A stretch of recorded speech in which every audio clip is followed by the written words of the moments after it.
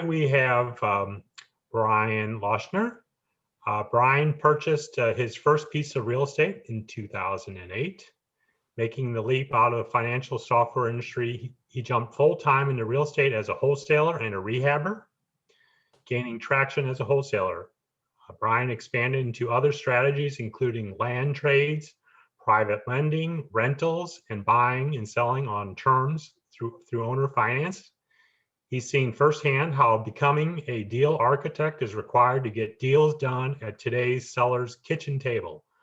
Brian also realized the reality of wealth building using real estate secured assets, which inspired him to dream of connecting people and educating others so that they too can build wealth using real estate. Brian has been teaching and consulting investors since 2017 and is very excited to bring his passion and experience to the NoteSchool team. Brian is a family man. First, he married to his high school sweetheart, Chelsea, and has two amazing kids that drive him to be a change agent in the world. So without ado, let's go ahead and introduce Brian as our speaker this evening. Brian, I'll turn it over to you. Well, I appreciate that. I really do. I'm really excited. We're going to have a very interesting evening. I'm very excited to kind of hopefully talk about some really big things that are happening in the market right now. And I'm hoping that regardless of the strategy that you're focusing on right now, you can start to see why this is such a big topic. So the first thing that I want to really just kind of say is this, that it's two things. It's one, if you're talking to sellers right now, you're probably stepping over about $20,000 a month. And I know that's a big statement, but we're going to talk about that. And even if you're somebody who's not talking to sellers, you're even like, Brian, I'm brand new. I'm trying to get things going. I've even got some things for you as well tonight. So don't feel like this is going to be one-sided, but I really want to kind of dive into really what this conversation is going to be about tonight, and that's becoming a deal architect. And a deal architect is simply a phrase that was, just something it's called by Eddie Speed, the founder of NoteSchool, who's just a real estate specialist, right? There's somebody who really wants to get more success out of their marketing dollars, more success out of the conversations they're having with sellers, ultimately more deals, more stable passive income, and really just get more out of their business, right? And this is going to be an interesting topic for those of you, again, who are doing deals, as well as those of you who are saying, look, I've never even done that first deal. And so I want to start by talking a little bit about really what the biggest need in the marketplace is. The biggest need in the marketplace today in every single market. I mean, I was in Missouri here recently. I was up in northeastern Oklahoma looking at some houses as well at the end of last week. And so I had been kind of doing my, Googling and looking at some data around the area from the states that touch it, basically. And right now, one of the things that's fascinating about St. Louis is that you guys seem to have, like a lot of places, some issues with the sellers wanting some higher prices, right? Inventory levels are lower. Sellers believe that what they're owed or what they deserve is a much higher number than what they may have agreed to years ago. And so we've got a little bit of an interesting scenario, and the biggest need in the marketplace is finding a solid deal. And so while we're going to talk about a few different things tonight, I want to at least go ahead and mention this creative financing element, because NoteSchool has really cracked the code when it comes to creative financing. And the beginning part of this conversation is really going to help to solve a lot of your inventory problems, right? If you're looking to acquire more deals, if you're struggling to get deals done. And that's even if you're somebody who says, look, I've never done a deal, I have no marketing, I have even no money or no credit. We're going to talk about that as well. And so kind of like Dan had said, I ended up going full-time into real estate in 2014 as a wholesaler, and I kind of dabbled my way through pretty much every strategy that looked like I could make money in, right? And in 2016, I was actually at my local REIA here in the Dallas, Texas area.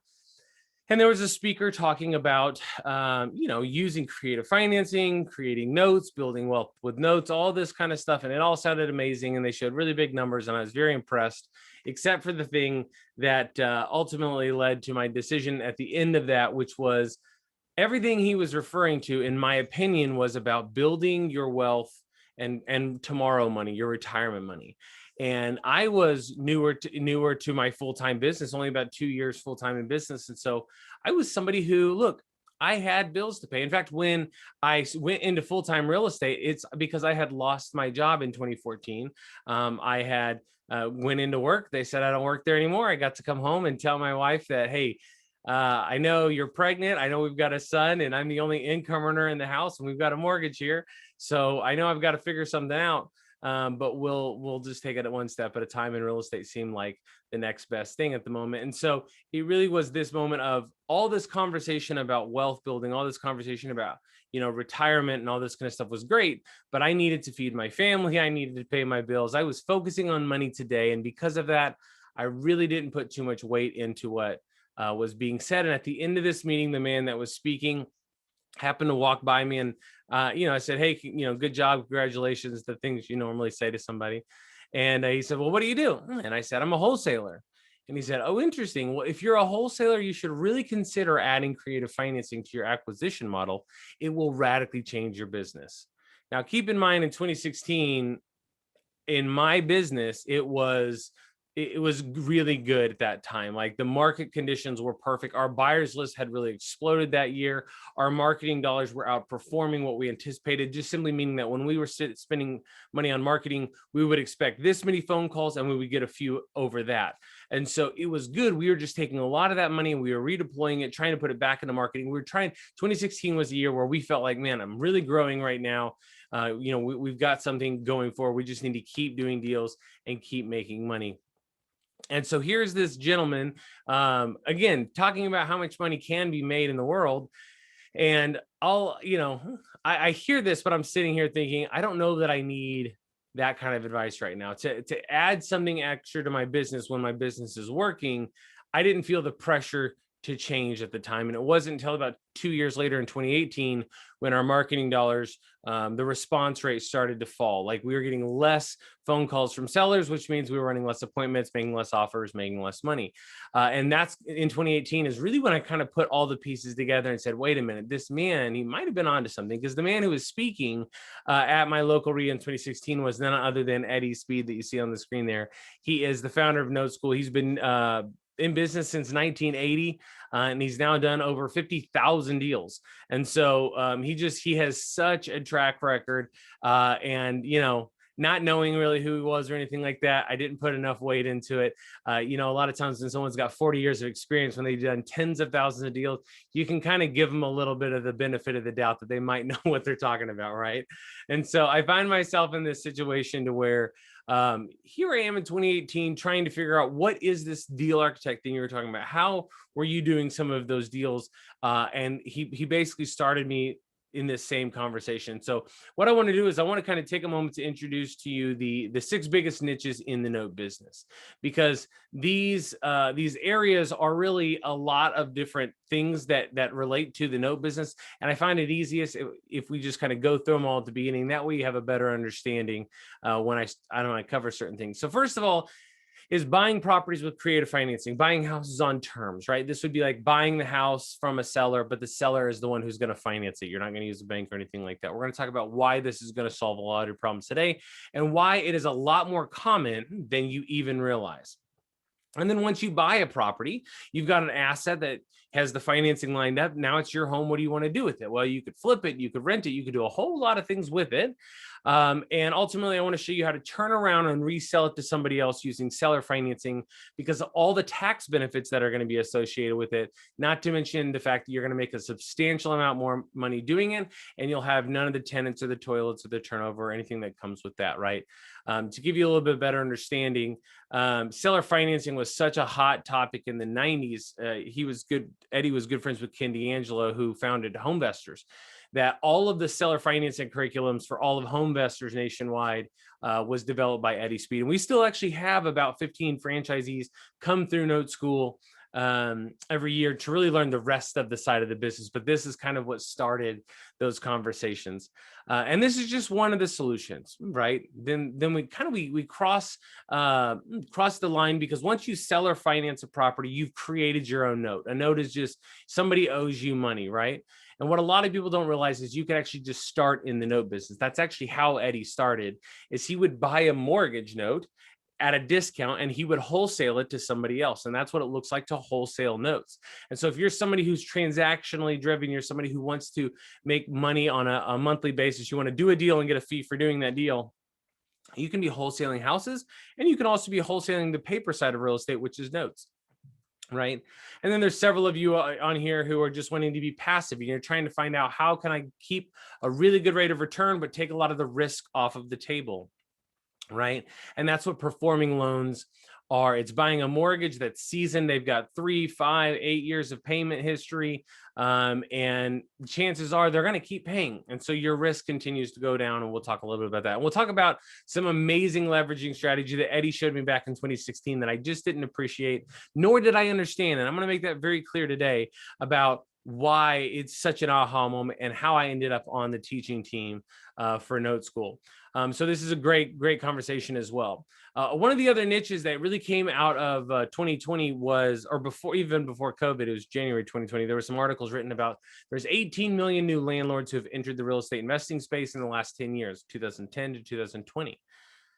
And when you look at that, it's really kind of fascinating, because what you have to do is you have to step back and say, what caused an extra 18 million people to enter into the real estate investing space?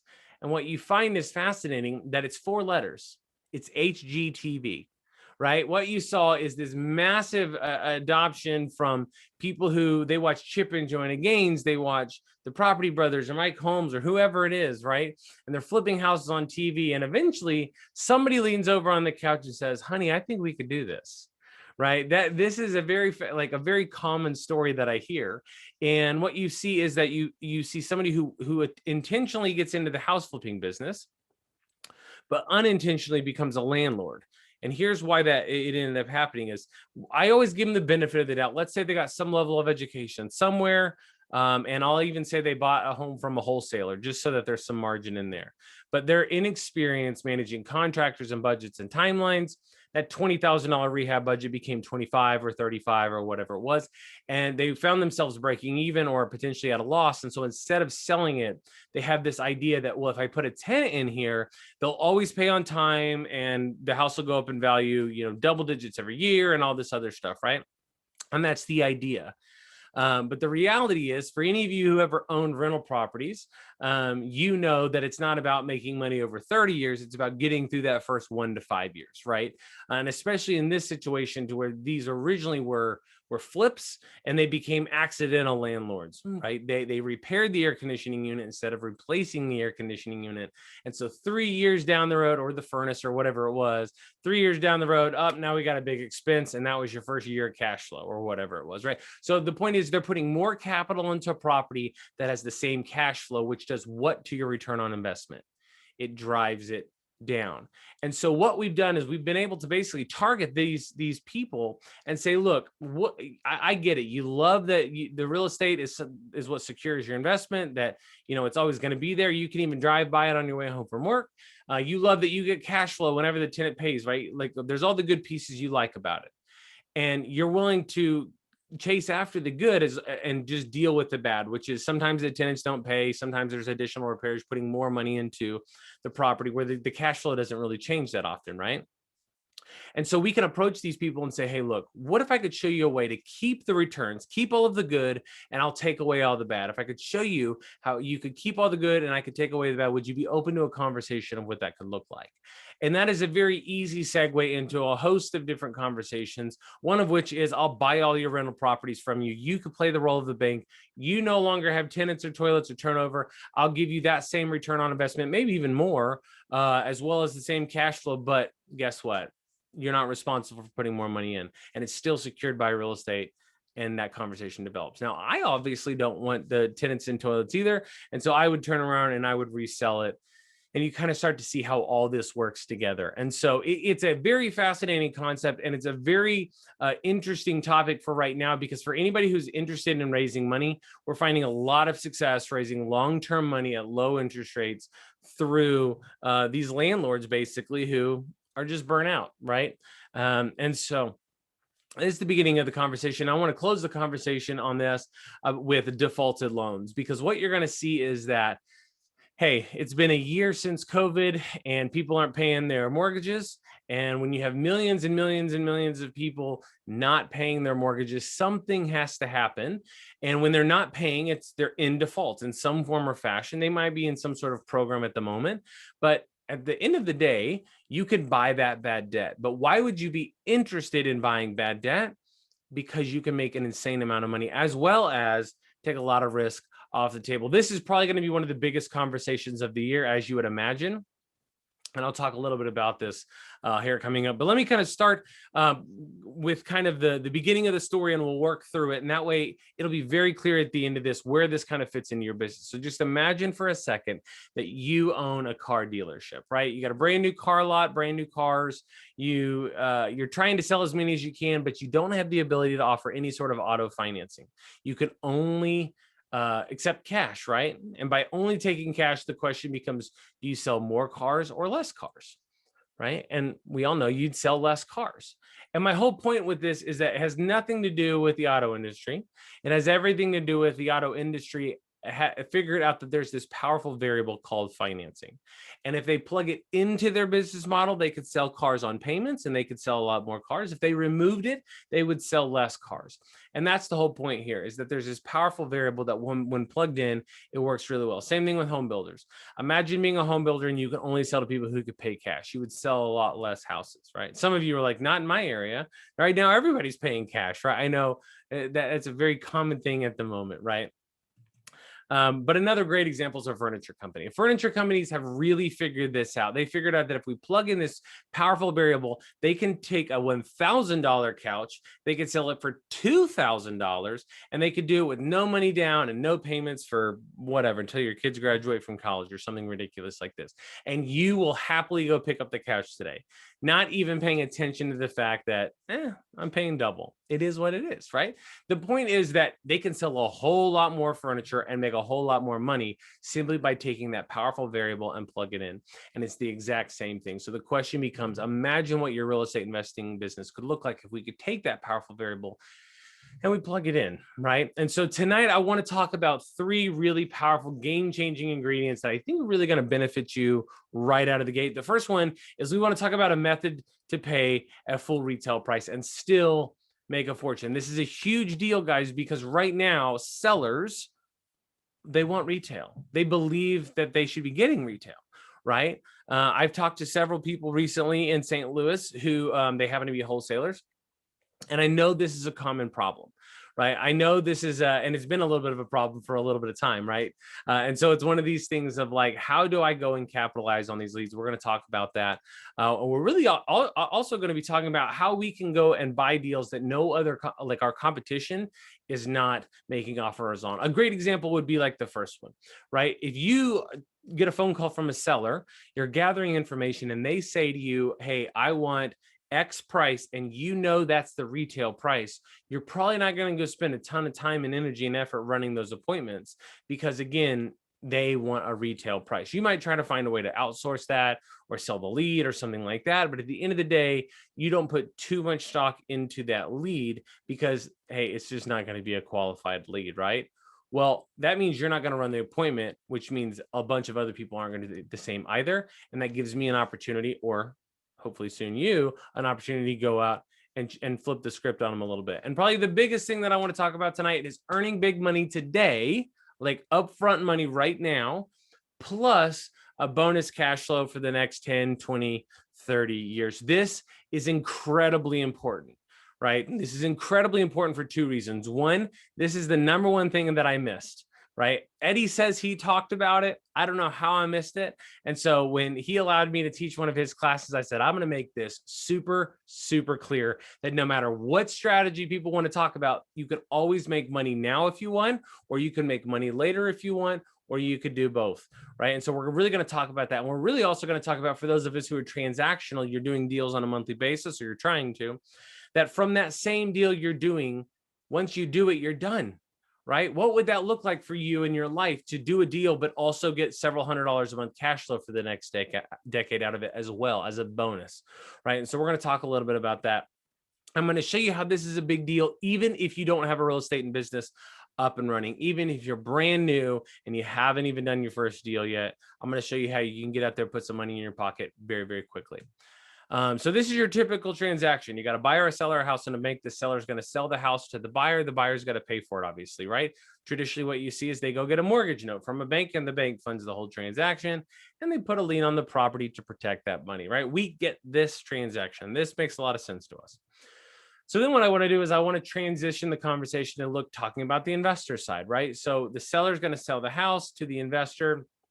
But the way we do this is typically we're going to start a dialogue, right? And right now the dialogue, it really boils down to, we want to know what the seller wants, right? Hey, what do you want for the house? How did you come to that number? Why do you need that money? What are you going to do with it after I give it to you? That kind of stuff. And right now in today's marketplace, what we're seeing is the numbers they're coming up with are very unrealistic, right? Or not feasible for the business model that we've been shown, right? Wholesaling, fixing and flipping, all this kind of stuff, it works on margin, on equity. They need to be able to sell at a discount for this whole thing to work. And if they're always want an extreme price, you know, that makes it harder. And I'm not saying every seller wants an extreme price, but I'm going to go on a limb and say you've probably talked to a seller who wants a very high price. And the question is, what did you do with that lead, right? We're going to talk a little bit about that. And so where do all these leads go, right? Well, typically they go into like your follow-up file, so that maybe you could follow up with them and you know, see if they're going to lower their price or be reasonable or whatever, or did they eventually sell, all this kind of stuff, right? And so when we look at this, you've got the seller, the buyer, the house, the bank. The buyer in this case is your investor. This is you, right? And so the seller sells you the property, it becomes your house, and you've got to fund the transaction. And for a lot of you, you go to the bank and you get a mortgage, right? Maybe this is something you can do. But two of the things that I started to think about early on was, number one, you can only get so many mortgages typically with the bank, right? So certain banks are going to say, hey, we're going to give you 4 mortgages and then you mortgage out. Or we're going to give you 10 mortgages on your social, and then we got to go over to maybe your spouse's social, whatever it is. And then you have to figure out, how do you make that leap over to the commercial product side of the world so that you could start the whole thing over again, right? So I'm not saying it doesn't work, but I'm saying there are definitely some challenges with it. And then on top of that, what about for those of us who cannot get a mortgage right now, right? My first 2 years of business, because I had lost my job, I didn't have 2 years of self-employment tax returns that were good enough for a bank to loan me money, right? They were looking for something a little different. They didn't like the fact that I wrote off certain things, even though that's what the tax law says I'm allowed to do, right? And so my point is, some of us can't qualify for a mortgage, or we can't qualify for the type of mortgage that we want. And so what do we do in that instance? And in this case, what I want to talk about is removing the bank from the conversation. And instead, I want to talk about, what if the seller was to play the role of the bank? Because see, here's the thing. I had heard of creative financing. Everybody listen to this just for like 10 seconds. I'd heard of creative financing before Eddie talked about it, right? I'd heard about it. I heard kind of how it works even. And I heard that, yes, it can work or whatever. But it wasn't until Eddie started explaining it to me in this way that all of a sudden I started realizing how common it was, the likelihood that I would get it, and how I can go out and actually execute on this stuff, right? And so here's 2 things to consider. First of all is the seller, right? What would it look like if the seller was to become the role of the bank? Well, I don't go to banks and get money on a daily or weekly basis. I don't go to call a mortgage broker and say, I need a loan, I need a loan, I need a loan. That's not what I do, right? It's just not going to happen that way. But on the other hand, I do talk to sellers all the time. And if every time I talk to a seller, I also could have an opportunity to raise capital from them, maybe it's just for the sale of their house. But if I start looking at them like they're a financing source, now all of a sudden I'm already talking to the seller. Could it be a conversation to increase my chances of getting additional funding? And what you'll obviously find out is that it does, right? And so why would the seller ever consider even playing the role of the bank? Why would they finance anything for you? Well, it boils down to simple psychology, and the seller cares about the same 2 things that you would care about, or that I would care about, that we all care about. And the 2 things are this: it's, what do I get? Meaning, they're typically going to get a price that they want, or an interest, or a down payment, or a payment, or they're going to get something out of it that's beneficial, right? That's why they're going to be willing to do it. And you're going to be able to give it to them when no one else is. You'll see that. And then the other thing is, they care about what happens when things go horribly wrong, right? What happens if you get hit by a bus? What happens if you stop making payments? The what ifs, right? And in this case, in all the scenarios, this is collateral that is protecting their money that they're very familiar with. So this is the house they've lived in a long time. This is a rental property they've owned a long time. If the worst thing that happens is they're back in this same spot in 3 years or 5 years, but they've been receiving all those payments as well, they have an idea of what the house is worth. They have an idea of what repairs might need to be done. They can wrap their head around that. You're not asking them to take a baseball card collection or a family tractor, from your farm or something like that. This is collateral that they're a little bit more familiar with. They understand that if they're loaning money against this asset, the asset's going to be worth more than whatever they're loaning. That's kind of the key to this whole thing, right? And so this is kind of the first thing, right? The likelihood that I could get money from sellers was this aha moment of, I guess I'm not trying to raise money from sellers. I've always assumed they were broke, because in our world, what have we been taught? Our entire industry is built on bringing creative solutions to complicated problems, right? Really what we focus on is bringing creative solutions, meaning, hey, I'll pay cash, I'll close in 7 days, I buy it as is, you don't have to do anything, you can walk away, etc. That's the creative solution. The complicated problem is I can't afford my house the majority of the time, or I can't afford to fix it up or whatever. But the problems are really twofold as well. There's financial problems and there's housing problems. There's financial problems, like think of a pre-foreclosure. Hey, I can't make my payment. I don't have the money to make it happen. I need you to step in and bail me out, rescue me from this. And that's great. We have a solution for that. But what about when there's the guy who has more of the housing problem? It's a headache. He's evicted 2 people in 2 years, right? Something like that. He has a different type of problem. He has no problem writing the check. He's tired of dealing with the headache.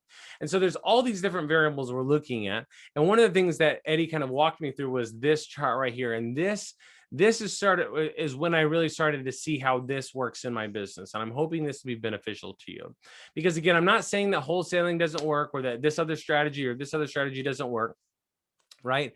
Look at it through this lens. I want to equip you in a way to do whatever you're interested in. I want to show you how to do it better. Okay, this is what Eddie walked me through. He said, Brian, how many offers do you make before you get a deal? And this is a number pretty much every real estate investor knows. They said, well, I know that I'll make out of 20 offers or 25 offers, I'm going to get one of those deals, right? You're going to have a metric that's like that. And for some of you, you're probably doing really great. It's 1 out of every 15 or 20. And some of you are like, man, at this point, I'm getting out of 1 out of every 30 or 50 or whatever the numbers are for you, right? The bottom line is, when Eddie first showed me this, I was at a spot to where I was getting 1 deal out of every 20 offers on average, right? And he said, okay, cool. So how do you do 2 deals in a month, Brian? I said, well, I spend more marketing. That gives me more leads. I make another 20 offers basically, and I know I'll get a second deal out of that.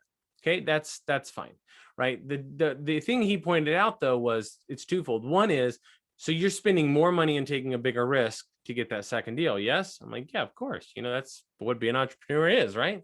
And he said, but what about all these right here? What about the 19 that didn't say yes? I said, well, they're my follow-up file, right? And it took me a long time to come to the conclusion that the reality with follow-up is that it's built on hope. I hope the seller changes their mind. I hope the seller lowers their price. I hope the seller likes me more than everybody else. I hope the seller calls me back, right?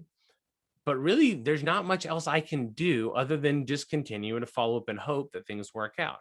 And so Eddie, in his own way, basically convinced me very easily that this may not be follow-up. This actually may be more like my trash can. I just haven't given up on him yet, right? And he said, instead of spending twice as much money in order to get deals done, what if I could show you a way to revive one of these deals from the dead and turn it into money? That way you're not spending any more money. You've acquired a new skill set in order to accomplish the original goal that you had. And so he showed me several data just from NoteSchool, basically projects that have been put together, that on average, NoteSchool students are closing 2 to 2.2, somewhere between 2 and 3. It's always a decimal point, depending on which group of people you look at. But some people are getting a second deal done. Some people are even getting a third deal done from the exact same marketing spend.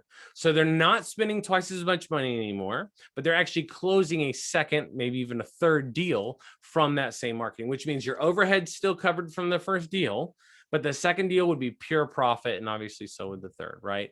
And so imagine what your business could look like if you could stop spending as much money but increase the amount of revenue, right?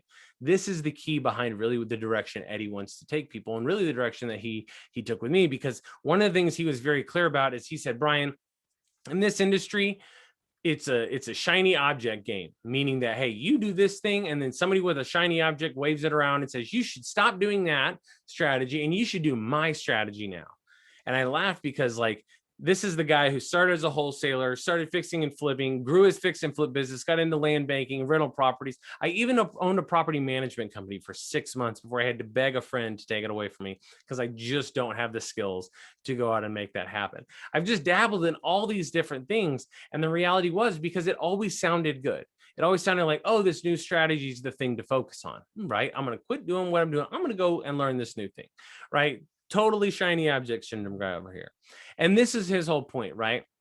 As he said, look, the lowest barrier to entry into real estate investing is going to be like a bird dog, right? You tell a friend about a deal. If they buy it, they pay you like a referral fee kind of thing, right? They give you $500, they give you $1,000, and that works. Okay.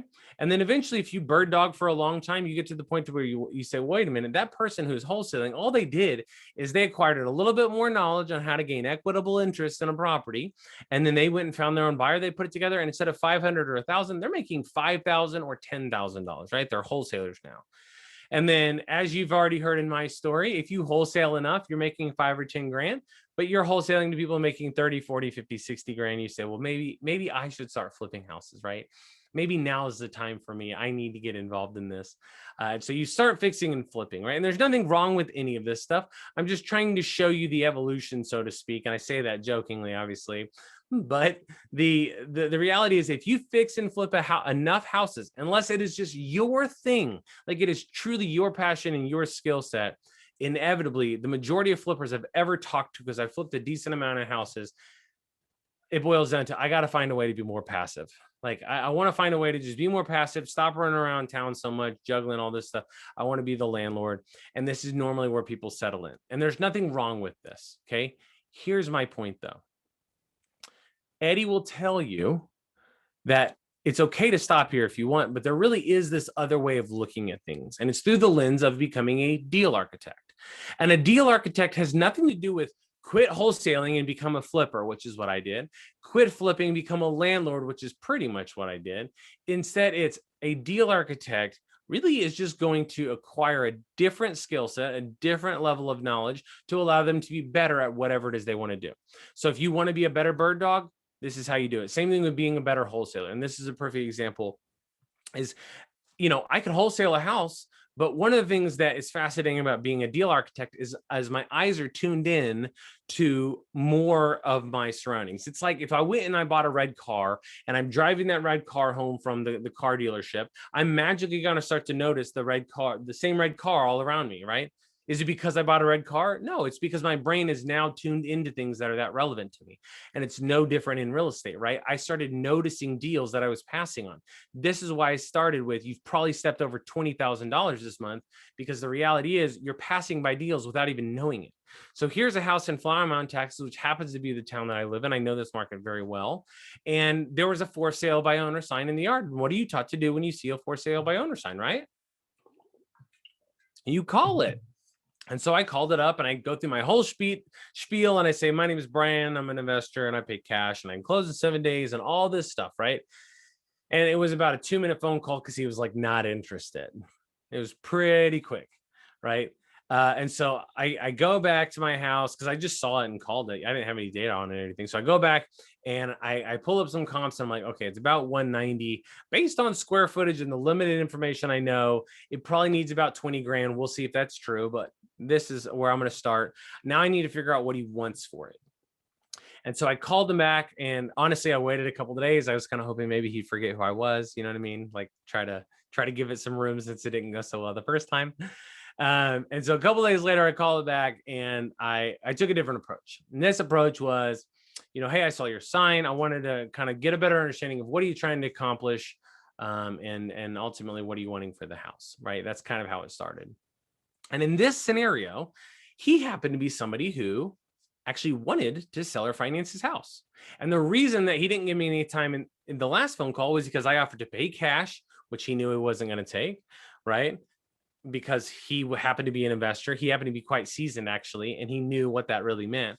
And so when I slowed down a little bit and started asking what he wanted to do, it's amazing how much farther I got. So two things was, he wanted to sell or finance because he knew the tax benefits. He'd owned this house almost 40 years. Obviously, it's paid off. And if I wrote him a check, he happened to win $161,000 for it. If I wrote him a check for $161,000, he would have to pay taxes on all $161,000. And he didn't want to do that.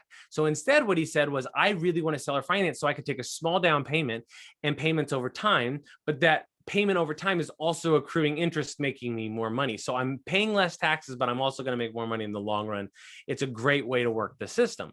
And I said, hey, that's really great. But I'm looking at the numbers and I'm sitting here saying, I'm all in for basically, there's no equity. There's $5,000 in equity, maybe after closing and stuff.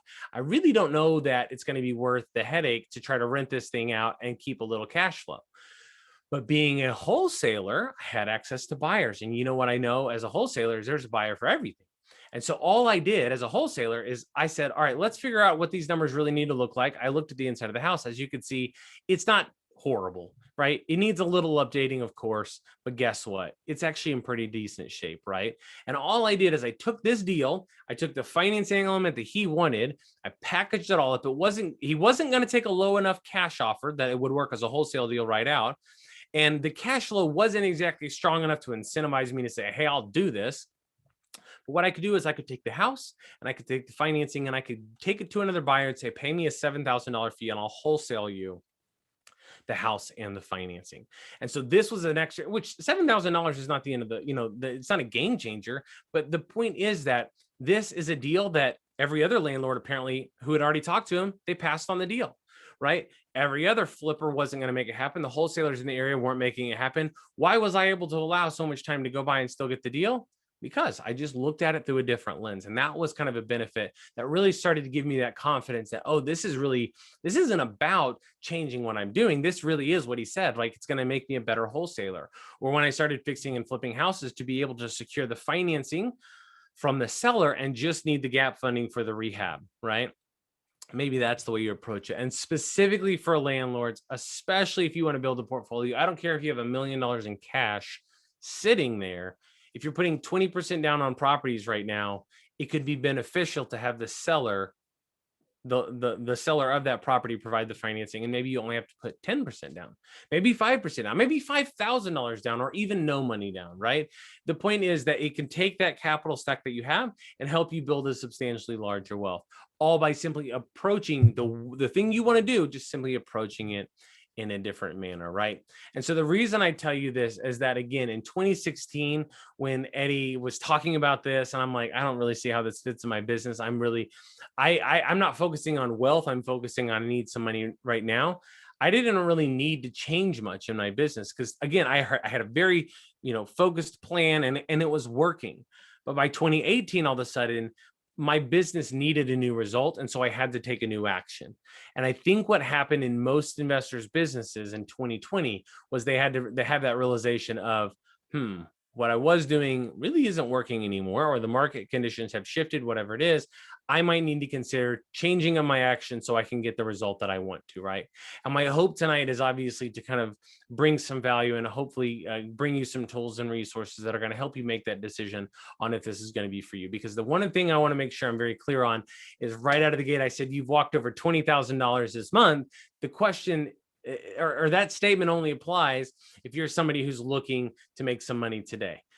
Probably, right? So here's the thing. No matter what strategy I talked about, like I said a little bit ago, it really boils down to this goal. If you can figure out whether you're money today or money tomorrow focused, like maybe you're somebody who's like, no, I really need income today. I am a wholesaler, I'm a flipper, I'm a full-time investor, or whatever it is. I'm focusing on today money. Great. I could show you how to accomplish that goal with these strategies. You might be somebody who has plenty of taxable income. You don't want any more taxable income, and you actually are focusing on the wealth and the money tomorrow strategies, which is fine as well. I'll show you how to use those same exact strategies to accomplish your money tomorrow goals. Or maybe you're even somebody like me, right? Well, of course I need money today. I have a staff, I have overhead, I have a business, I have a family. My kids still like to eat about 13 times a day. So I need money today. but I also don't want to have to rely on that strategy for the next 20, 30, 40 years. I want to get to the point to where that cash flow has built up enough to where I can just focus on money tomorrow, right? So figure this piece out, and the rest of this presentation will start to make a lot more sense, right? Seth and Brianna are NoteSchool students out of California. He's a great guy. It wasn't even that long ago that he was really, I mean, just, his goal was to buy houses, right? He's your average home buyer.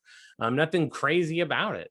And the fascinating part about the shift in his business, I think we can all relate to, in that in his market, he joined NoteSchool about 2 years ago. It hadn't even been that long. But the seller started wanting substantially higher prices, and he was trying to figure out, what do I do about that? He also had another increased problem in his market, in that competition was everywhere. It seemed like there was more competition then than there was several years ago, right? And so what did he do about these problems? Because I feel like a lot of us can relate to these problems. If you've been in business the last 5 to 10 years, this is a common theme, I think, across a lot of businesses. And so he tried the 2 approaches that I see every now and then. One of them is the low margins approach. It's what I call the Walmart model. You'll see a wholesaler out there who says, well, I'll just outbid everybody by $500. Or they'll tell the seller, just give me your highest offer and I'll give you $1,000 over that, or something to that effect. And what they'll do is they'll basically do a lot more deals on lower margins, and they'll try to make it up in volume. And the problem with that is, it's, first of all, it's mentally defeating. You're literally working 2 or 3 times as hard for the same amount of money, a lot of times. But on top of that, the risk level associated with it isn't great, right? You get these deals where you have this much margin. Your buyer, especially if you're wholesaling or something like that, your buyer might want a lower price, et cetera, right? And so that didn't work very long. And so then he switched to the most common strategy that we see. And he's a part of some masterminds and stuff. And so this is where he kind of started to hear this stuff. Oh, you just got to double down, get super focused on your marketing and double down. And this is like coming from people who are spending 10 grand a month, 20 grand a month, 30 grand a month, like pretty higher volume marketing budget. So to double down when your budget is 10 grand a month is a pretty big risk. You're taking a sizable risk with potential diminishing returns, meaning that just because you double your marketing budget doesn't mean you get double the number of leads, right? And so he was running out of money pretty quickly after this, until someone said, hey man, if you're really struggling in that area, you should probably meet Eddie Speed. And that's when, about 2 years ago, that he said, all right, let me get plugged in. Let's figure out what this looks like. And this is really when his business model started to change. Now Seth buys over 100 houses a year. 100 houses a year. And some of you, it's like, it's not about going from a few houses a year to 100 houses a year, because that maybe have nothing to do with your goals, right? But for those of you who are maybe buying 5 houses a year or 20 houses a year, would it be beneficial to buy an extra 5 houses a year, knowing that you didn't have to spend any more marketing dollars on it? Would it be beneficial to pick up those deals since you've already ran the appointment, already talked to the seller, and already gotten the no? That's what I'm talking about. You can start to monetize a lot of these leads that are right in front of you, and I'll show you how. Because again, they're in your trash can, right? All of these leads, the 19 out of 20, so to speak, right? When I showed that slide that had all those 20 boxes on it, there's 19 out of 20. Not all of them are going to be interested, but if I could get 1 or 2 people to talk to me about it, I might be able to give them a price that works, right? Simply by saying, hey, I think I found a way to give you that price you want. When's the time we can get together and talk about it? And then the conversation goes on from there, and we'll talk about that. So here's the deal that he was looking at right here, right? The seller is in their 70s, and they're at the point to where they're moving actually from California to Arizona. And in this instance, they had been renting it out. They didn't want to rent it from a different state. And they said, look, the house is in great shape. I just need to sell it. But tell me if you can relate to this. Tell me if this has ever happened to you. The seller was stuck on price. Can you believe it? That they had a number in their head that they had to have. And so Seth's walking in the door already. You know how you go to appointments, right? You have an idea. You got a ballpark of where you're going to be. I'm probably going to be, in Seth's case, around 375. If the house needs more work or less work, you can move those numbers around or whatever, right? But you got an idea. Well, the seller has to have 450. He said up front, I have to have 450.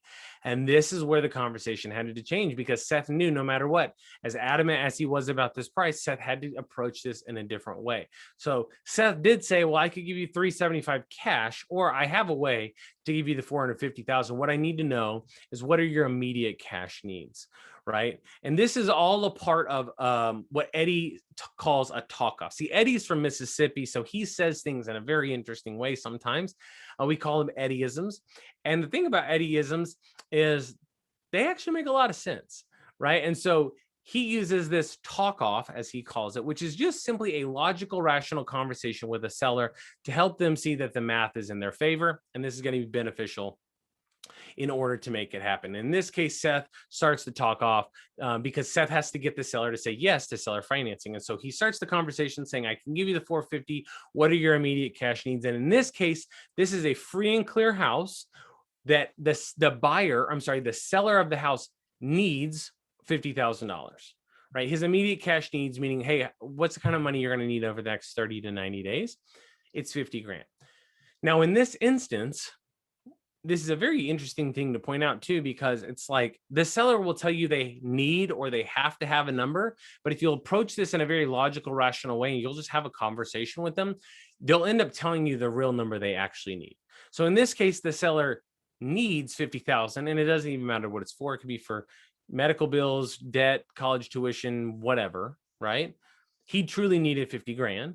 Which means it's okay to say, so you don't need 450,000, you want 450, and that's fine too, but let's just make sure we're on the same page here. So I don't have to come up with $450,000 today, right? I can give you the $50,000 today if you're willing to take the rest of that money over time in the future, right? And we have to figure out what that needs to look like as well, of course.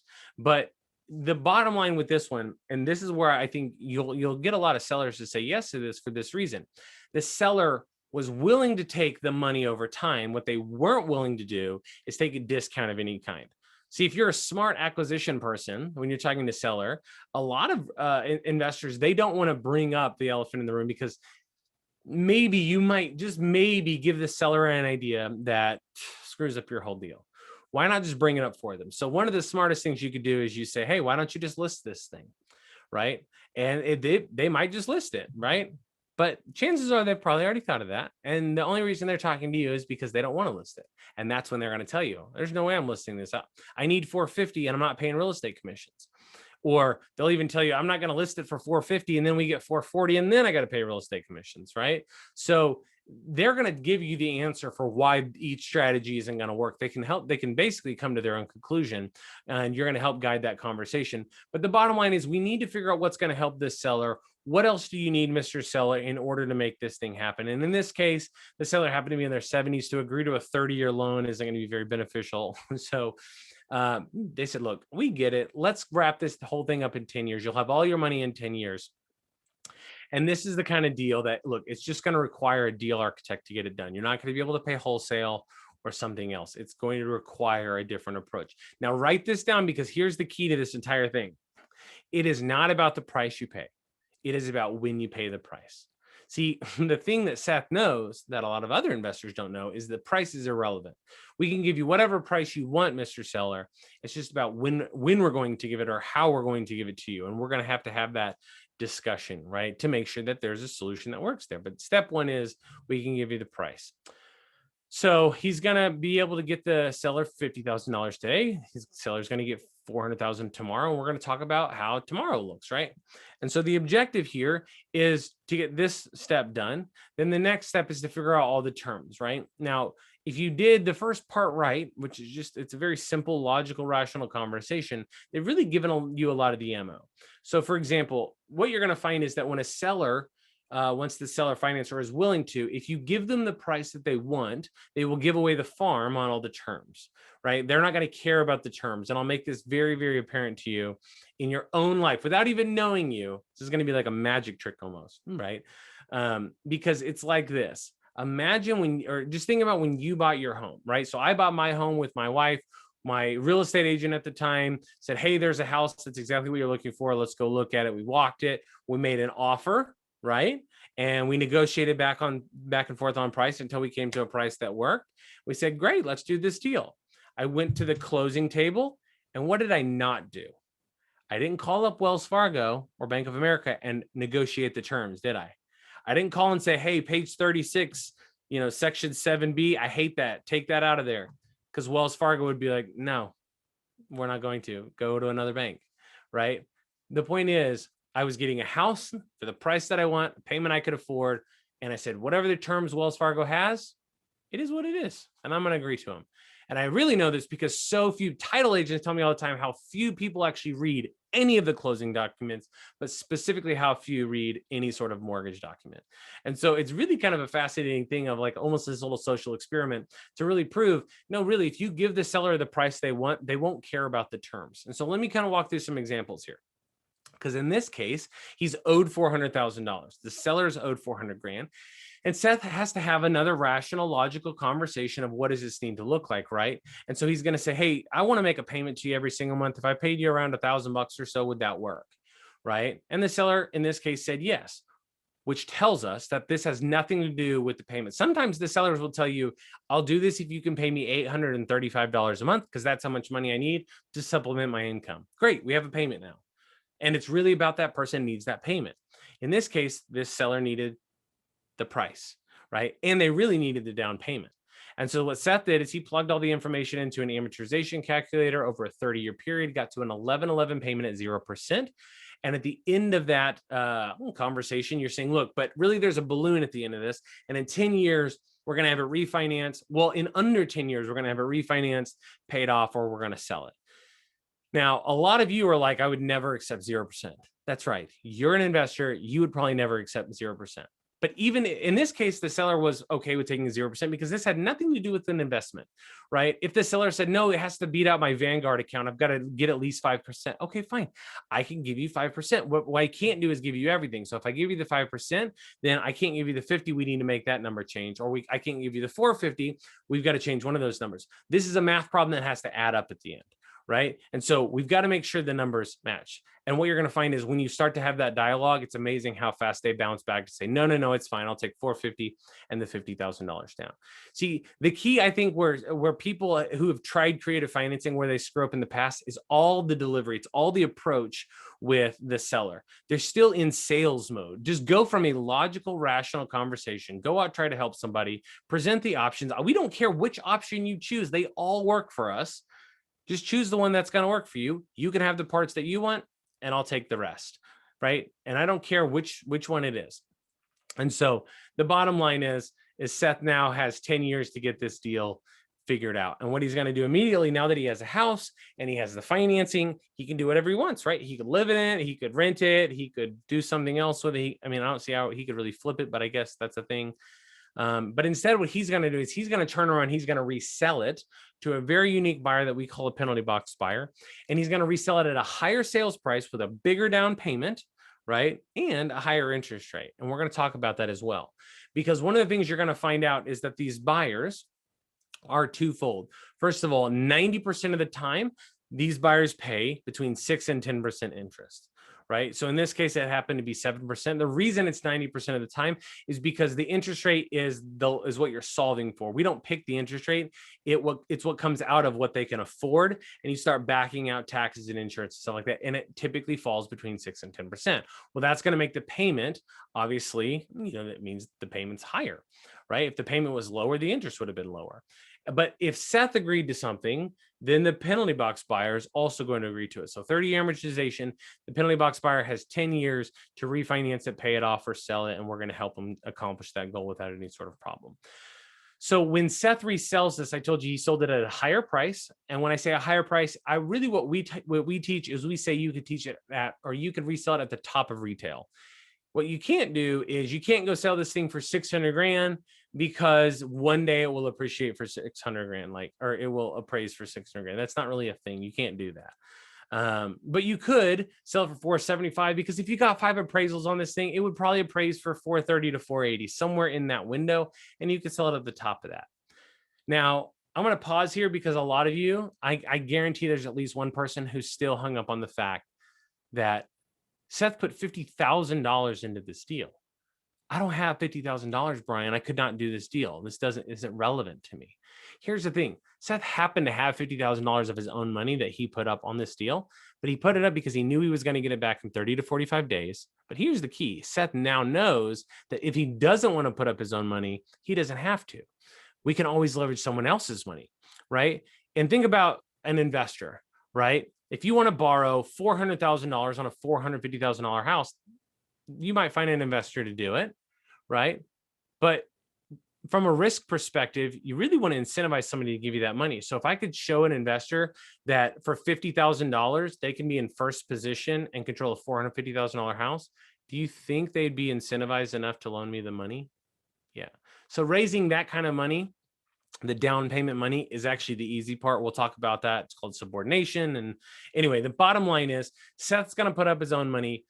Don't freak out if you don't have this money. We could show you how to do this. Even if you have no money to your name, you could still do this deal, because again, you're only borrowing it for 30 to 45 days. And guess what?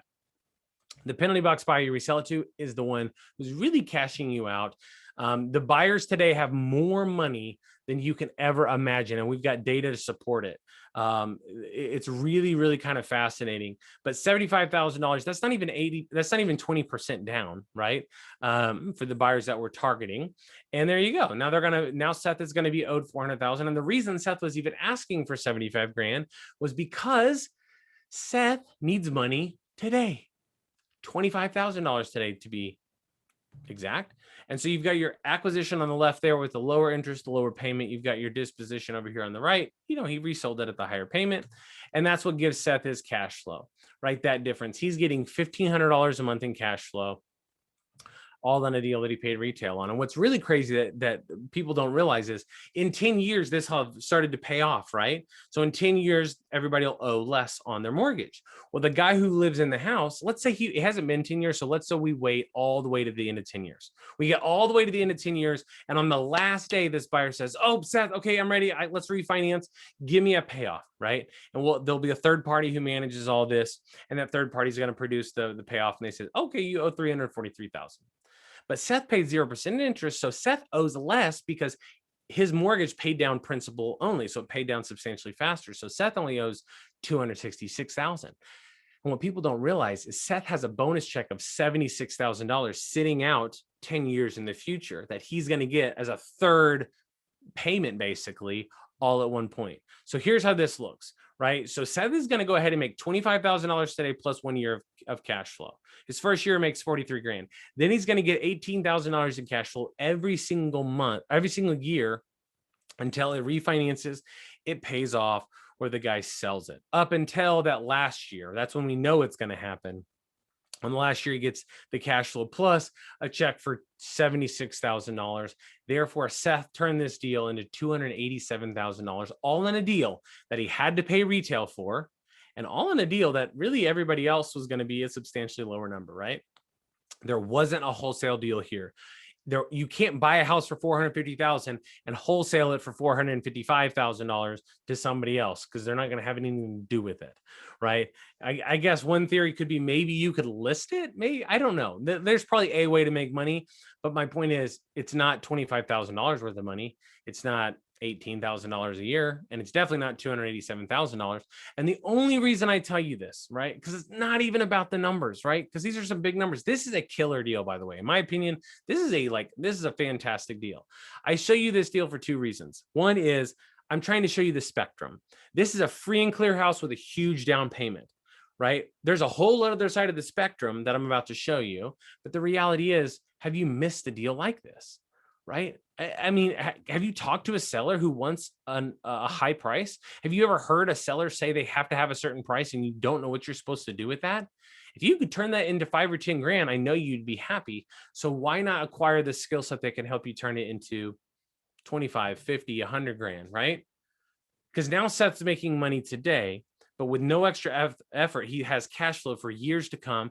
Plus, he gets a massive paycheck. And if he did 10 of these in 1 year, right? Or 10 of these over like 5 years. It doesn't even matter. He has all these massive checks sitting out in the future that eventually they're going to start coming due. So one of his years is going to be a big, big year for him, right? Because he's going to start getting some really big monster checks, right?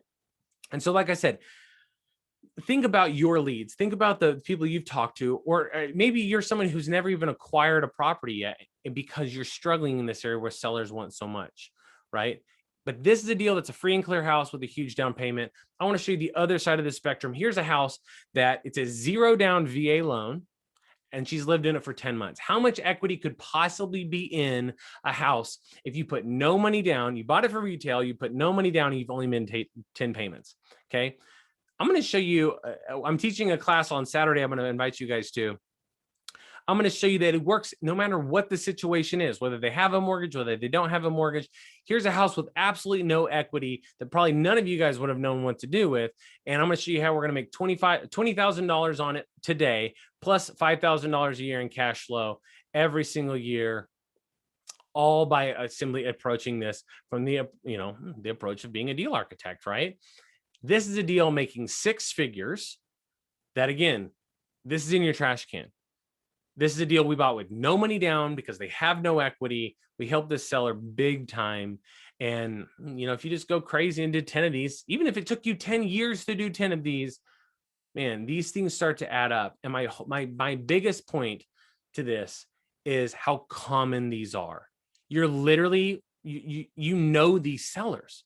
You just have to start putting the pieces together to realize, I know who to go and talk to this about. A lot of these people you've already talked to, right? And so again, you can figure it out from here. It's not so much about the dollars. It's mainly about, man, this works, right? And on top of that, not only does it just work, it works from the standpoint of I can make more money doing it this way than I can my traditional wholesaling way, right? So in essence of time, let me see how I'm doing on time. Let me see how many slides I got left here. All right, cool. Let me kind of go through a couple things, because there's a whole bunch of different ways to do this, right? Eddie has trained 300 of the top 500 real estate investors in the country that are higher volume. We call these the ninjas, people doing 100 to 200 deals a year consistently for the last 2 to 3 years. And what we're finding, or what he found almost by accident, is that he's saying, hey, you guys have the biggest trash can of all. You have all these leads you're not closing. You need to consider adding this to your acquisition model and start acquiring these deals. And what he found was they're so focused that they're not interested in shifting, because he's like, man, if I shift and I learn this new thing, then I got to teach my acquisition team, my disposition team, I got to teach my transaction guy. I mean, it's all these extra steps. We're super focused. We're laser focused. We're doubling down, and it's working. And Eddie is like beside himself right now that they're not willing to entertain it. And so Eddie, being the innovator that he was, said, I got an idea, right? And that's why I bring up Big Papi, because this has nothing to do with real estate, obviously. This is clearly a baseball player, arguably one of the greatest designated hitters of all time. But the designated hitter idea is fascinating, because the whole role of a designated hitter is to step up to the plate and hit home runs or bring runs in. It's your only job, right? Typically, you don't play second base. You're not a coach or anything like that. Your only job is to bring in runs, right? And what Eddie figured out and just clicked in his brain was, wait a minute, I could take someone who's absolutely brand new, never even done their first deal, like literally brand new. We can equip them with a script and some criteria, and we can tell them, hey, go build a list of these higher volume people who are the easiest to find because they've done all the marketing. They're literally everywhere, right? Build a list of 2 or 3 or 5 of them, right? And I want you to call them. And essentially the pitch is this. Hey, my name is so-and-so. I'm a real estate investor, but our business model is a little bit different. We approach deals in a very unique manner. We close the unclosable deals is essentially the pitch. You can say it a million different ways, but that's essentially where you're going with it. And the key here is this, right? The key is you're going to say, I want to send you criteria of homes that I buy. And if you have homes that match this criteria, which they do, what you're going to do is this, Mr. Investor, I want you to work that lead, and I want you to follow up, and I want you to close it for as long as you could want to, until you've got to the point to where you say, I don't think we're going to get this one. And when you've reached that point to where you say, I don't think this deal is going to close, I don't think they're ever going to sell to us, I want you to give me 30 days to close it.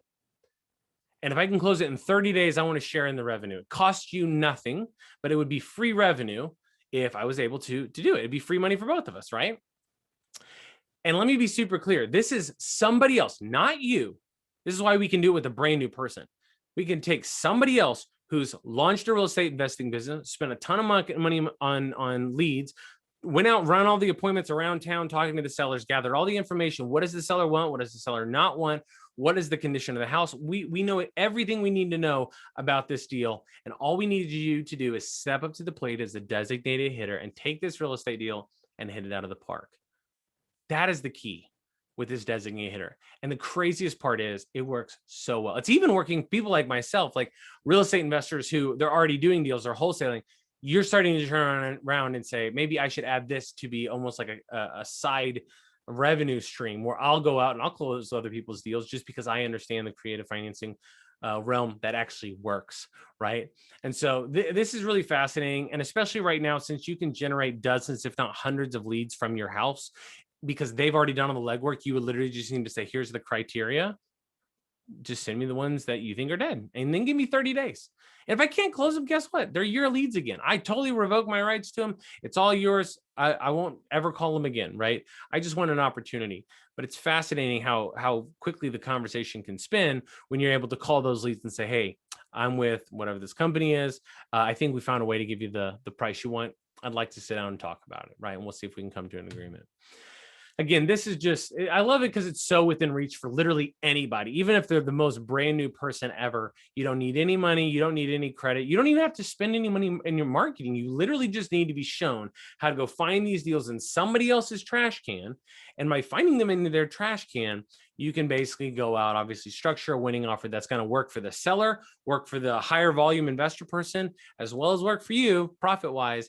Go create yourself a very profitable note, and then you can split it any which way you want. Some people, they're just splitting the down payment. Some people don't want the down payment. They just want the cash flow. I mean, you could do it a million different ways. It's whatever you want to negotiate. And you could have 2 or 3 or 5 of these higher volume guys just bringing you deals, right? So if you're somebody who's like, I don't know that marketing is really my thing, I don't really enjoy it or something like that, this might be something to entertain just from that standpoint, right? And so let me show you another example, because this is Cynthia and Lois. They joined NoteSchool in January 2020. So they've only been with us for a little over a year, right? But they did 20 deals in 2020. That's pretty awesome. Like they really started putting some stuff together, and they're using a lot of these strategies to go out because they had rental properties, and I think it was over 12 years they'd acquired 8 rental properties. That was what it was. And when they got introduced to NoteSchool, they started to find out that, well, wait a minute, I can actually net more money. I could have substantially more stable cash flow because I don't have tenants or anything like that. And I have way less risk by being the role of the bank, because if the roof leaks or something like that, it's not my problem. I'm not the landlord, right? But they wanted to use these techniques in a very specific way because their business model is all about helping a specific community in Houston where they live. They have literally targeted a certain part of a zip code that says, this is the area that we want to go out and we want to help people get a second chance in life in this community. And that's what they've built their entire business model on. They were currently doing it with rental properties. They were buying rentals and trying to give people an opportunity to rent who really just needed a second chance, right? But here's what they did instead, right? They were doing that, but once they got introduced to NoteSchool, they started selling their rental properties, not leasing them out to landlords, but instead selling them to penalty box buyers, these buyers that I was talking about. And this is Sandra. She's their penalty box buyer. And she's a great example of what a penalty box buyer is. A penalty box buyer is literally just somebody who's an underdeserved mortgage borrower. So there's qualified mortgage borrowers. Think of people who can easily get a mortgage. And then there's non-qualified mortgage borrowers. And when you hear non-qualified mortgage borrower, don't think subprime lending. Don't think 500 credit score. We're talking about people who have reasonable to decent credit. They typically have good down payments. The majority of the time, they have very good down payments. They've got a track record. This is literally typically people who need like a second chance, right? Or a first chance. Think of small business owners, like my first 2 years in business. I had plenty of money. I made great money. And I had money in savings. So I could have put a big down payment down. I paid my bills on time. I got a track record of it. So I would have been a perfect person to sell a house to. And there's how many self-employed people across the country, right? But the banks thought I was toxic basically until I filed those 2 years of tax returns. That's just how it works, right? So Sandra works for the post office, nice steady job. And things were going well for her. She'd been saving up to be able to buy a house, and she was getting pretty close. And then life happened. And she got very, very sick. And she had some medical stuff that really tossed her life upside down, ruined her financially for about 2.5 years. And she just got back on her feet trying to figure out, how can we do this, right? And when she met Cynthia and Lois said, look, it's explainable. Your situation is very explainable. You have a down payment, right? It's not 10% or 20%, but it's enough to ensure that you got some skin in the game. You've got years of paying rent on time, and our payment's going to be lower than that. I think you just need a second chance. And so this is what I'm talking about, is Cynthia and Lois basically found this person who really needs a second chance because life happened to them. And Cynthia and Lois, they're not doing it out of the kindness of their heart, and they're not going to make any money. They're going to make a ton of money helping this person, right? And so this deal right here, the home they sold was $145,000, $4,000 down. Okay, it's more than a security deposit, right? But it's not 10 or 20% down, but it was enough for Cynthia and Lois. $891 a month for 30 years coming into Cynthia and Lois. And here's the thing, if the roof leaks or anything like that, it's not Cynthia and Lois's problem. The reason they only took $4,000 down is they wanted to make sure she had a big budget available. If anything was to go wrong, she knew that they could fix the roof or the air conditioning or whatever, right? You get the idea. The bottom line is Cynthia and Lois are going to make $324,000 on a deal just for helping somebody, right? Basically giving somebody a second chance.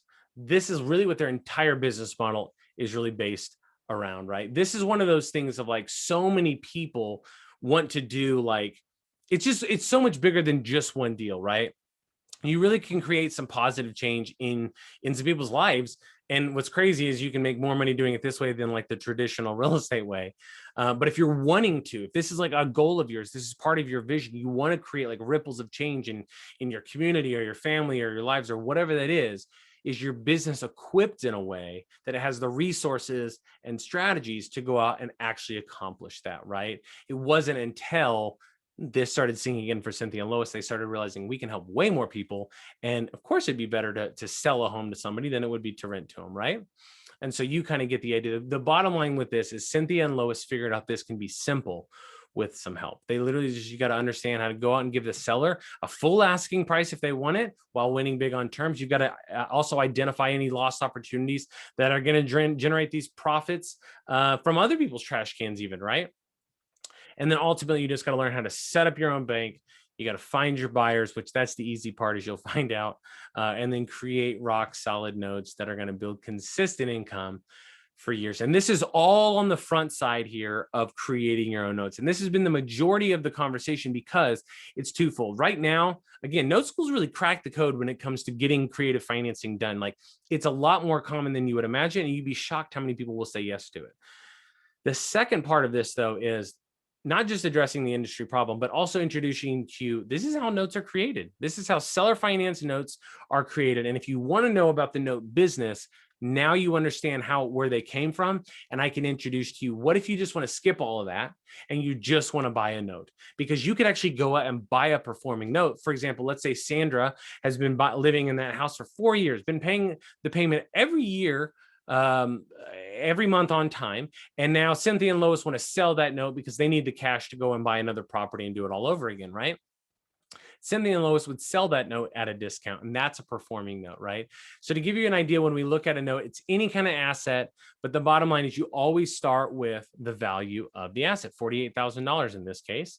And what you do is you look at it through the lens of two things. The value is made up of debt and equity. The debt is what we're buying. The equity tells us what our risk is, right? 37 payments. If you've been paying for 3 years, you're probably going to keep paying, right? Unless something crazy happens, right? And just so you know, when we're looking at notes right now, if somebody's made payments on time the last 12 years, I don't care what it looks like in the past. Because if you made all your payments during COVID on a performing note, I mean, we're good, right? I mean, I don't know what kind of life event would happen that would knock you out of that, but my chances of things going bad are lower and lower, right? So the bottom line is, I'm sitting here looking at a note. $31,000 is what you're owed. That's a 65% loan to value. The beautiful part about notes is that the longer you're in a note, the lower your risk goes. Okay. The cool part about notes is I can do notes in a tax advantaged account like an IRA. So here's what's kind of cool is you can buy this $31,000 note. It's a 10% note. I told you 90% of the time it's between 6 and 10% interest. When you're buying this note, you're buying the right to receive 203 payments of $318. That's really what you're buying when you buy a note. A note is just simply a promise to pay. Somebody has promised to pay you, if you're going to buy the note, 203 more payments of 318. And so what happens is there's going to be a third party who collects all of this money for you, and they're going to make that payment to you every single month up until you've received 203 payments of 318, which is a total of $64,000. Now, here's the key to this whole thing. Notes are bought and sold at a discount. So $31,000 is what you're owed, but you bought the note for $24,000, which is a 50% investment to value. So you started at 65% investment or loan to value. Like Bank of America is at 80% loan to value. Hard money lenders are going to be like 70% loan to value. You're buying this thing at 65% loan to value. And because you bought it at a discount, your investment compared to that value is 50%, which means it's even a lower risk. And every time they make a payment, your risk goes down. And every dollar that it appreciates in value over time, your risk goes down. So you're getting a 50% investment to value. And by the time, because you bought all that equity as a part of the deal, your return on investment is 14% annualized. And here's the crazy part. It's 14% annualized tax-free. And this isn't like, oh, I made 14% this year. This is a deal that you're literally setting up to make 14% every year for more than a decade, right? This is actually what? It's over 15 years. So between 15 and 20 years, that consistent income is pretty incredible. And if that's not good enough for you, this is what's crazy because we're running out of time. So I want to mention one or two other things. This is a very incredible return. But what's amazing is you're going to find out that NoteSchool students, this isn't good enough. And here's why. See, I get to be the one to introduce you to this topic, but the reality is you're going to hear it a ton at NoteSchool. In that another Eddieism is partials are like pizza pies. Okay. Everybody who's ever made a pizza, right? It costs you something, right? It costs you $6 to make the pizza. So how could you ever make money on this pizza? Well, you have to sell it for $8, $10, $12. You got to sell it for more money than obviously what it cost you, of course. Or if you've ever been to a pizza shop ever, you just sell it by the slice, right? And when you sell it by the slice, by the time you've sold the front half of the pizza, you've got all your money back. And then you get to keep the back half of the pizza. And you can eat it, you could save it, you could give it away, you also could sell it, right? You get the idea. And so the key here is this, the key to building wealth, right? The real key to building wealth is going to be learning how to buy a note long, meaning buy the whole note, and selling it short. You got to learn how to buy long and sell short. Short means sell the front section of the loan. And so what we do is, you know, hey, I buy this loan, I buy 203 payments, and I come to you and I say, hey, look, you're a passive investor. If I could show you how to make a solid rate of return and I could take a ton of risk off the table, would you be interested? And here's a little spoiler for Saturday. One of the reasons it's so easy to raise cheap money right now is we've been in a 10-year climb. Everybody's been making money. Really, no matter what you were involved in, you've been making money over 10 years. And the majority of investors now are at the spot to where they're saying, yeah, but I want to keep it if the market turns against me. So they're already on your side of, I want to figure out how to keep my return, but I want to take risk off of the table. And this becomes a perfect conversation for today's marketplace because you're saying, look, I'll help you actually keep your return and I'll remove the risk so that you can keep all the wealth that you've already built, right? You're not going to lose it if the market turns against you. And so what I'll do is I'll come to you and I'll say, what kind of rate of return or would you be interested in to be involved in a note? And you'll give me some number, but then ultimately I'll say, look, I'm not just going to sell you a note. I'm going to actually bring you into a note that I'm already buying, which means that I'll give you the front section of the loan, the more valuable section of the loan, and I'll keep the back part. And by getting the first part, you're going to get all the payments and all of your interest all before I ever take my first payment. That I'm really going to front load it that way for you. And on top of that, to lower the risk even more, because you're in the front and because I'm in the back, if something was to ever go wrong, I got to protect my interest. Otherwise, I'm not going to get paid. So if something goes wrong, this is really going to be a passive investment for you because I'm going to come get involved and I'm going to take over if anything, you know, let's say they stop paying or something like that. I'll handle it so that you get all your money because then once you get paid off, then I can start getting some money. Right. So what kind of return would you want? And they'll say 5%, 7%, 8%, whatever it is. Maybe you want to help somebody. You want to give them 10%. Right. Well, one of the things you're going to learn in my one-day class is how you can use these numbers to come up with any scenario that you want. And if you plug this into an amortization calculator, you can sell 120 payments for $24,063, which means that the first 120 payments are going to go to this passive investor, passive partial investor. And every single month, a servicer will collect the payments and they're going to pay that payment to your passive investor every single month before you ever get a payment. And they're going to make sure they get totally paid off over the next 10 years. At the end of 10 years, they've received all of their money. They've received a 10% return on your investment, and you go from there. Now, why would I give up 10 years of cash flow? That doesn't seem like it makes any sense, right? Well, check this out. First of all, if I sell the first 120 payments, that means I keep the back 83 payments, right? I could have just kept the whole thing and made 14% return on investment, remember? And maybe that's what you do. But one of the things you could also consider is, what if you sold the first, like I said, 120 payments for 24,000? You got to remember, you bought the entire note for 24,425. So your passive investor gets totally taken care of. You only have $362 in this deal at this point. So you bought a note, you immediately resell it and get $24,000 back. You left $362 in it, and you're going to just sit back and wait for these 83 payments of 318 to come in. You're going to get another $26,000. So why would I give up my 14%? Because I can buy a note, right? I could leave a little money in it if I want. I could also take some money out of it, right? And you'll see that on Saturday. But the bottom line is I could get all my money back, and I could do it again and again and again. And the cool part is I could do this in my Roth IRA or something like that, a tax advantage account, even an HSA or an education Coverdale account, and build up a massive wealth on the side with very, very, very little capital. Because what kind of return on investment is it if you put $362 up and you make 26 grand? You don't have to do the math. You just got to know that math, it's enough. And that's really what you got to know. So if you're somebody who's like, hey, 14% interest is not enough for me, it's not going to build my wealth fast enough, this could be a way to really build your wealth on the side. And the cool part is, it's totally flexible. It's your choice, right? You can keep the note. You can keep a lot of the note. You can keep a little of the note. It becomes so flexible. And I'll show you how moldable it is in this Saturday class that we have coming up. And this is all on the performing side. So this is assuming they're paying. One of the biggest things you need to consider, though, is what about when people don't pay? Because since COVID, we've got all these tenants not paying. We've got landlords that aren't paying. We've got landlords who they can't afford to pay for their mortgages because the tenants aren't paying, right? And so what does it look like to basically buy bad debt?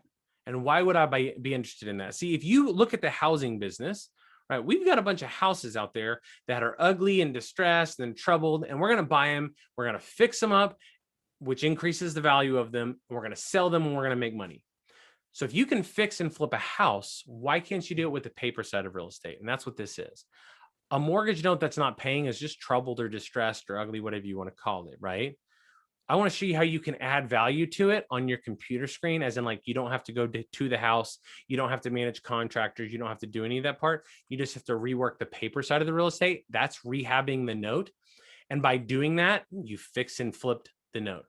And the reason it's a big benefit for you today is that in today's marketplace, you're buying assets around 30% off or something like that, 40% off, whatever your magic number is.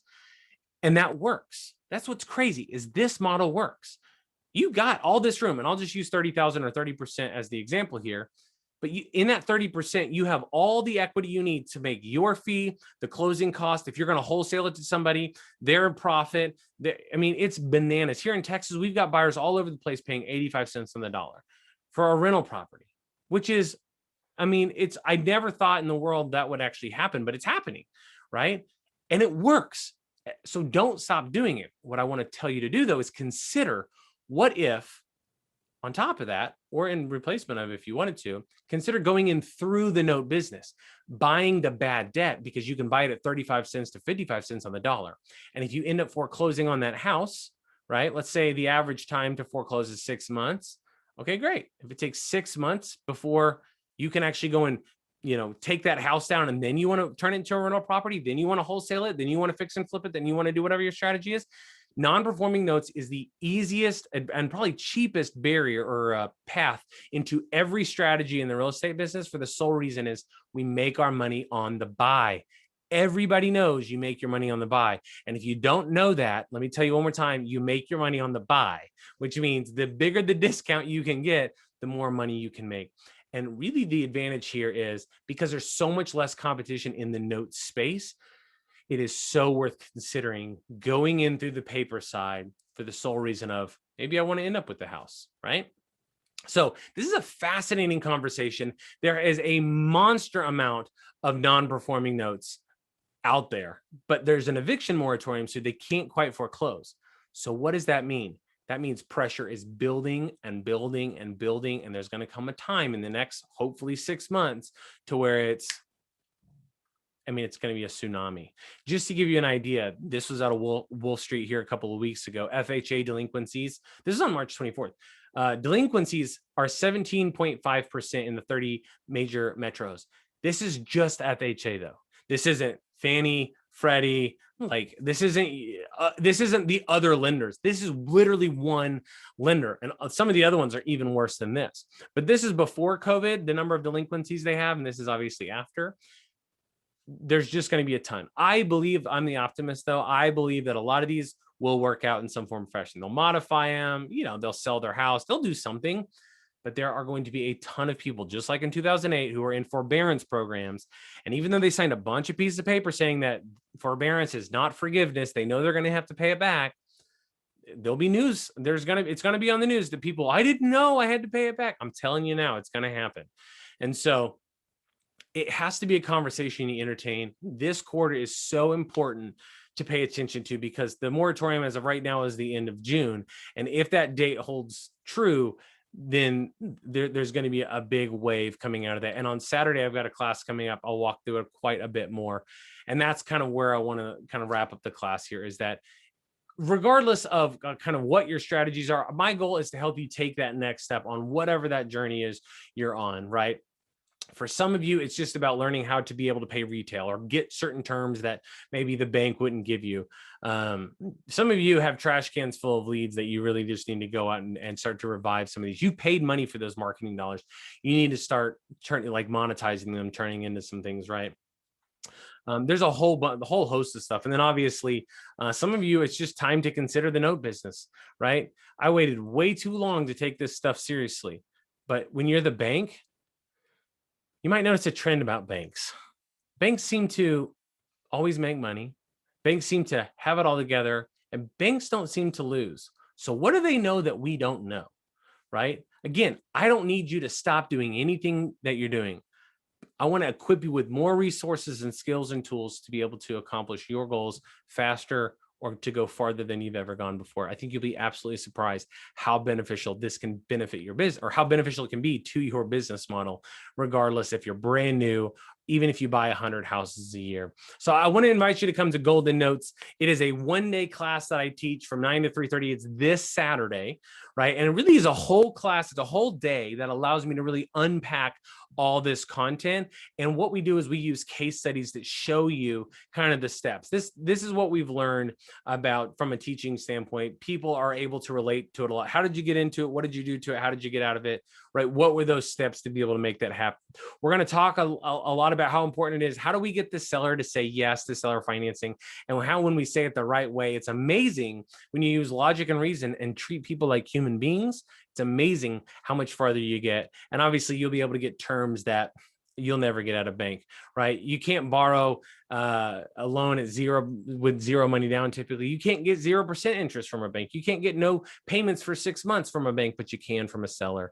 We're going to talk about doing it in tax advantage accounts. Maybe you need to wholesale notes like Eddie did when he started, right? Maybe you need to understand the performing business and partials and stuff like that. The biggest thing I definitely would encourage you to really entertain is the non-performing note side. What does it mean to make big money from bad debts, and why it's going to be an absolute game changer in your business model?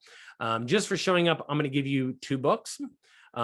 This is the Moneyball 2 book. This is creative financing during a pandemic, right? Why certain things work now and they didn't before. Eddie actually had written another book about creative financing in the past, and he literally rewrote it to add in these other variables that are obviously so specific to this marketplace. The red book is Making Money from the Post Meltdown. It talks all about, if you've ever heard Eddie speak, he's given several presentations where he talks about there's been 4 or 5 times in his 40 years of business where he's doubled his net worth over a 2 to 5 year period. And what people don't understand is that he doubled his net worth over 2 to 5 years because of non-performing notes. It's cyclical, right? Non-performing notes come in waves. They happen at a certain part of the cycle, and then they slowly fade out. And then there'll be a wave and then slowly fade out, right? That's how it happens. And so that's why I'm so excited to be talking about it again, is because, man, there's such an opportunity to participate in the market condition, right? It's not about what happens in the marketplace, right? We could say, oh, the market's doing this or the market's doing that. It's irrelevant what the market does. It's about how do we react to what the market is doing. I'm going to adapt to the changes in the marketplace, or I'm going to die, right? That's the reality. And it's times like this where you see either people go out of business or they double their business. They really start to thrive because they learn the right skill sets. And so we're going to go into a lot of these different, obviously the niches in the note business. But one of the things that's like a passion project that I'll show you guys is, even if you're transactional and you want to focus on money today, come and learn how to turn $100 into $100,000 absolutely tax-free. That way, if you want to focus on your wholesale business, your fix and flip business, great, do it. I'm not going to tell you to stop. What I want to do is I want to equip you with a tool to where at a bare minimum, you can put some wealth building in place from one deal. You can set it and forget it, and then you can go back and focus on what you want. The key being, once you learn it once, you'll be able to obviously go out and duplicate that process. So it's absolutely fascinating conversation. NoteSchool really is known as the Harvard of the note business. They have so many different ways to do things. And Eddie has done it long enough to where he has simplified it down to the most common sense way of thinking. And so I'd encourage you to come. Here's all the information right now that you can do. Now, here's what's kind of cool about STLREIA that is kind of different than everywhere else, right? So if you go to this link, noteschool.com, I'll put this back up here in just a second, but noteschool.com/STLREIA, you have a promo code. When you go, you're going to see that the class is $29. Everybody pays $29 to come to this class, right? They always have. Here's the reality, except for when we're in person, and then sometimes it's even more, right? But it's $29 to come to the class. If you plug in this promo code, it's going to be free. So you can thank Lloyd, you can thank John.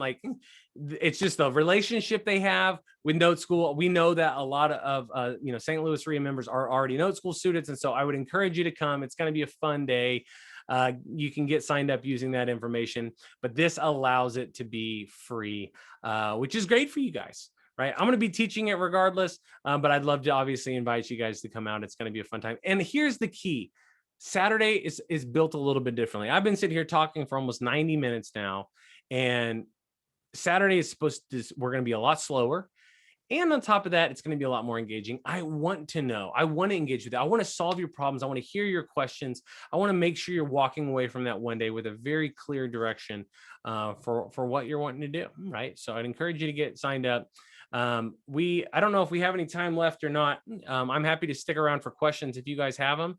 Otherwise, definitely bring your questions to Saturday for sure, and we'll have a good time, and it'll be a good day. Does anybody have any questions?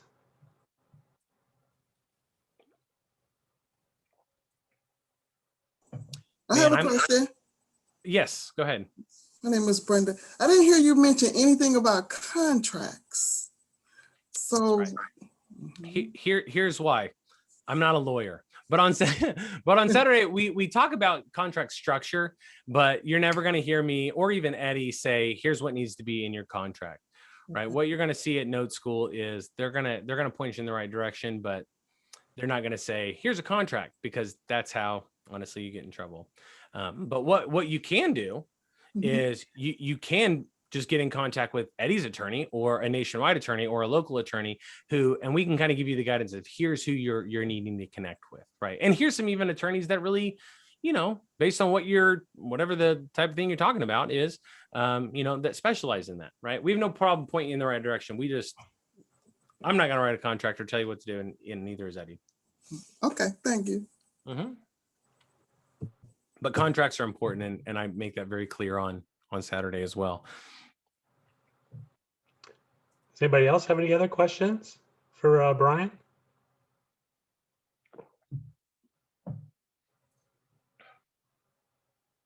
Yeah, encourage everybody to sign up for the class on Saturday. Again, the promo code is STLREIA 100. So, And if you have any Daniel, I'd ask problems, oh, go ahead, Dave. Yeah, thank you. So I like to buy properties in a land trust recently. And then I like to sell that using seller finance. Is that something that if it's a performing situation, is that marketable, or would other people be interested in investing in a note if it's in a land secured trust by a property held in a land trust?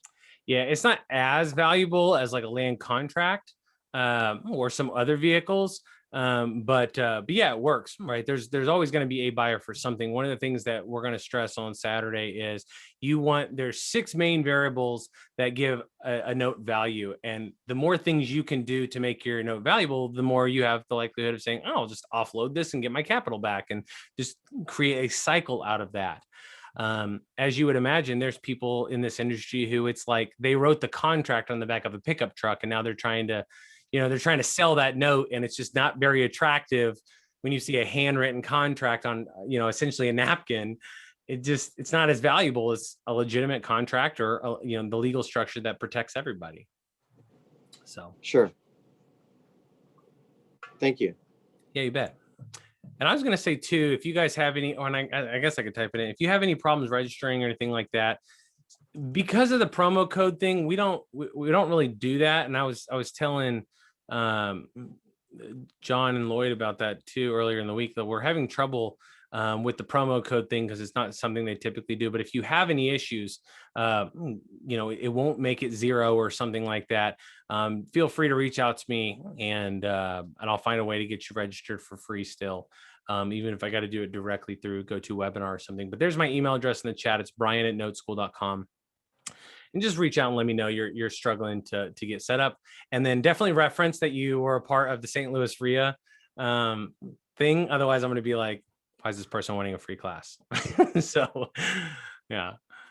So, yeah. But I appreciate you guys having me out. And the code does need to be in caps, David says. So I appreciate that, because it's been finicky.